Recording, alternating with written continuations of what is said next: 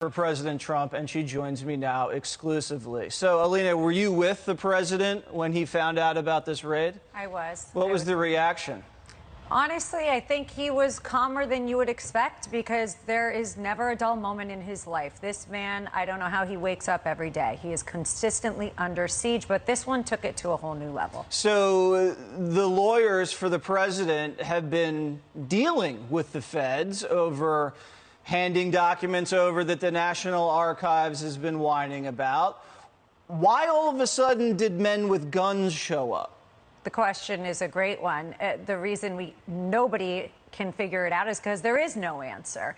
What has happened is completely unconstitutional. It's a violation of the democracy that we have created. They are the people supposed to be defending the democracy, and instead they are destroying it. Our country should be terrified. I am terrified.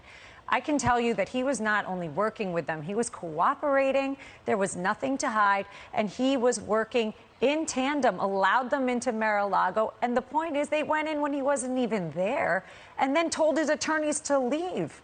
They couldn't even be on premises.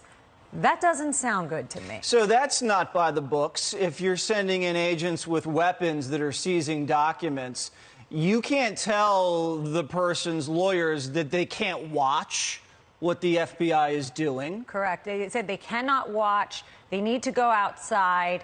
And they came in, as I understand it, wearing backpacks, wearing things, go into his home, his private residence. He wasn't there. So the story that something's being destroyed doesn't really work out.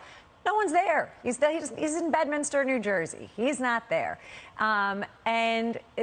This is truly just the scariest moment as an attorney for me to watch, because when I took my oath of office, I believed in people like the FBI and the DOJ would be there to protect us, to defend us, especially a former president. I haven't seen anyone else be treated like this in my life. Russia hoax, Letitia James.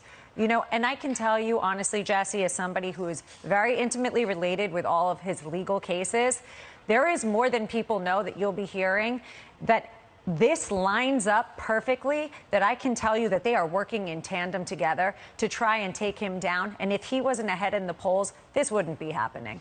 So you think this is a conspiracy between several different legal investigations working together? 100%. And it's politically motivated? 100%. What were these documents? You're saying there's a letter from Kim Jong-un, there's the letter from President Obama. Is this really what they were after? Listen, it's a NARA search. NARA, the National Archives. We're not talking about Jimmy Hoffa. Did he take documents that discuss if aliens existed? This is a joke. This is memento. And quite honestly, I'm concerned that they may have planted something.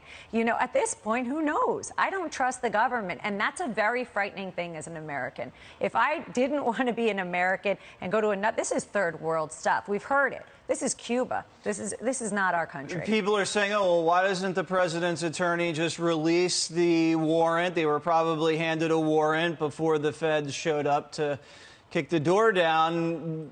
Why wouldn't you do that? Actually, my understanding from the attorneys on the ground was that they weren't given the warrant. They were allowed to see it and then taken back. Oh, so they don't have a copy of it? That's my understanding. Okay. All right, Yes. Alina, thank you so much for joining us. Thank you.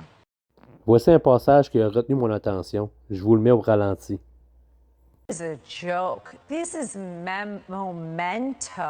And quite honestly, I'm concerned that they may have planted something.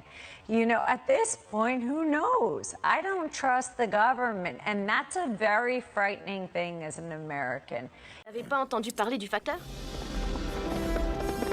Les nouvelles du Facteur